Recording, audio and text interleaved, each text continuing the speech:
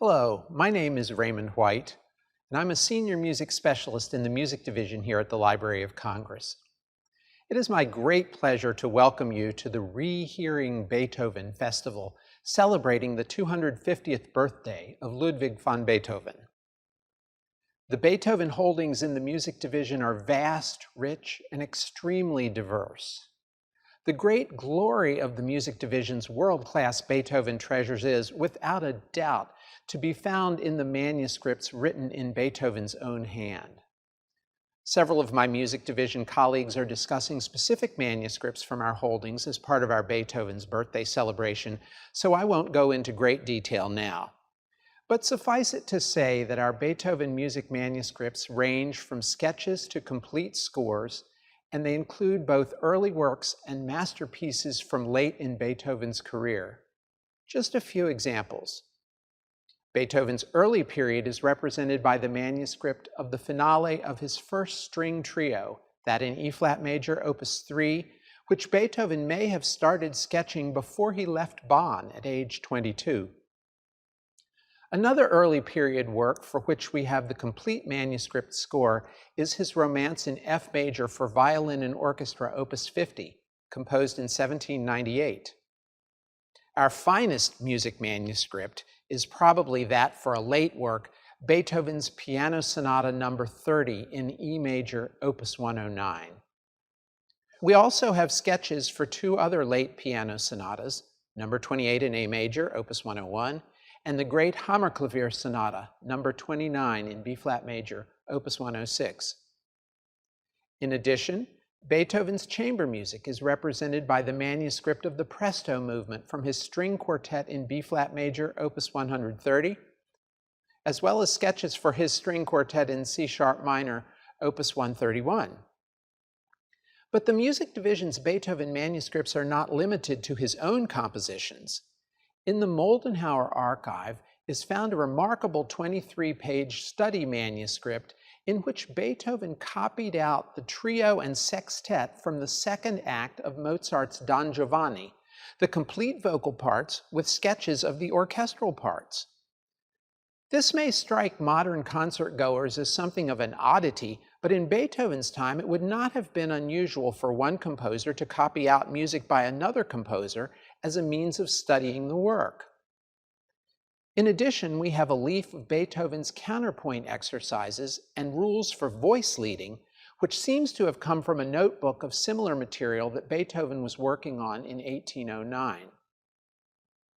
It might be worthwhile to say a word or two about sketch leaves and these counterpoint exercises, those in our collections and those held in other repositories around the world. From the time of the death of Haydn in 1809 until Beethoven's own death 18 years later, Beethoven was the most famous and most highly regarded composer in Europe. Evidence of this can be seen in the large numbers of editions of his works printed in many different cities in Europe, and even among those printed in Germany and Austria, many have title pages in French, with some in Italian and English as well. So it shouldn't surprise us that after Beethoven's death, many people were extremely eager to acquire an object associated with the greatest musical genius of the time, and the sketchbooks seemed like ideal candidates for dividing up, cutting out pages, and in some instances, subsequently cutting pages in half or even in quarters, so that more people could share in the 19th century passion for owning a relic of a revered figure. The Library of Congress began acquiring its Beethoven holdings very shortly after the opening of the Thomas Jefferson Building and the establishment of what was then called the Music Department in 1897.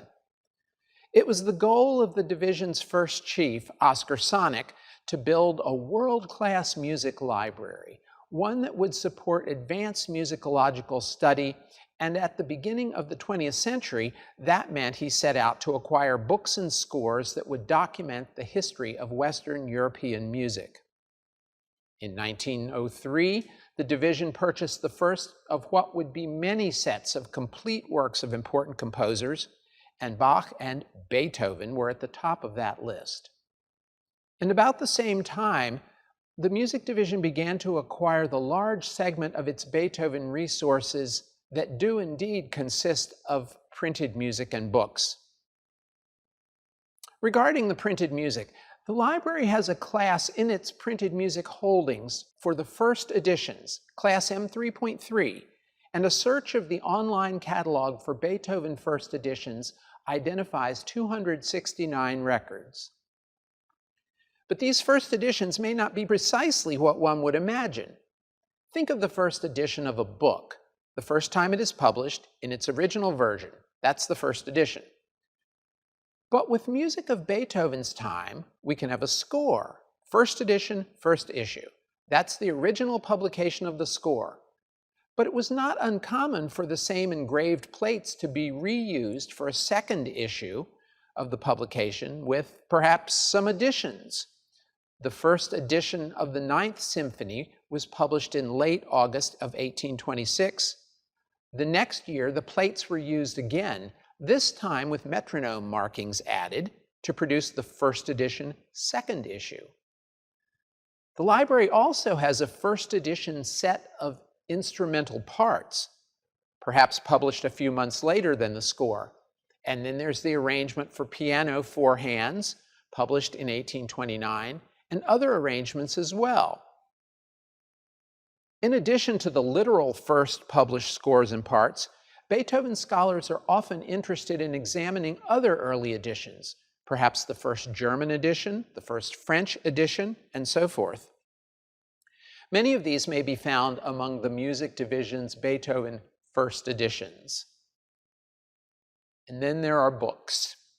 A search for Beethoven in the library's online catalog locates 1,163 records in the class ML 410. That's the class for biographical works and published correspondence. The volumes represented by those records occupy approximately 104 feet of shelf space in the Madison Building. And speaking of correspondence, the Music Division Beethoven holdings also include 32 letters, 30 of them entirely in Beethoven's handwriting, and 2 more in the hand of secretaries, but signed by Beethoven. This is by far the largest collection of original Beethoven correspondence in any American repository. From about 1810 until the end of Beethoven's life, he sat for at least 8 portraits, and many others that were not painted from life.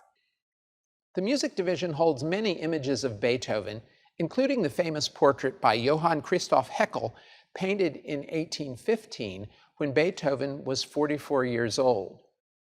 It is widely regarded as one of the best likenesses of Beethoven. Circling back to correspondence, the Music Division holds a letter from Beethoven to Karl August Reichardt, originally a theology student in Leipzig who was interested in becoming a musician. He contacted Beethoven and arranged a meeting in the summer of 1825, probably in July. It is not known for certain whether he had further interaction with Beethoven, but shortly after Beethoven's death the following year, Reichardt acquired several Beethoven mementos, including a lock of Beethoven's hair, now in the custody of the Music Division. Reichardt's son, Eduard, in an affidavit dated July 10, 1897, tells the following story, translated here in 1962 by Irving Lowens, former assistant head of the Music Division's reference section. My father's college friend and my godfather, the attorney Eduard Haase of Leipzig, attended the funeral at the Mooring Cemetery near Vienna following Beethoven's death on March 26, 1827, and gave my father the following relics which he had brought with him. A piece of blue and yellow material from a waistcoat. B, a yellow and brown waistcoat button. C, a lock of Beethoven's hair.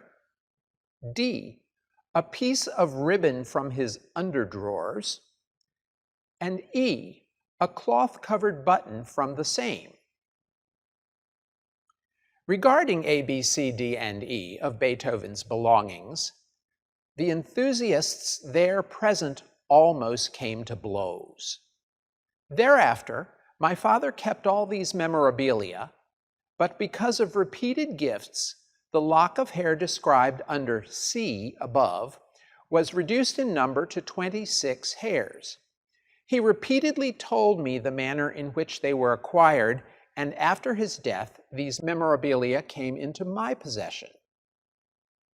The music division regrets that the specimens of material and buttons from the great man's waistcoat and underwear did not come into its keeping. These would have been astounding curiosities indeed. But it can report that the lock of hair described under C above is safely in its collections.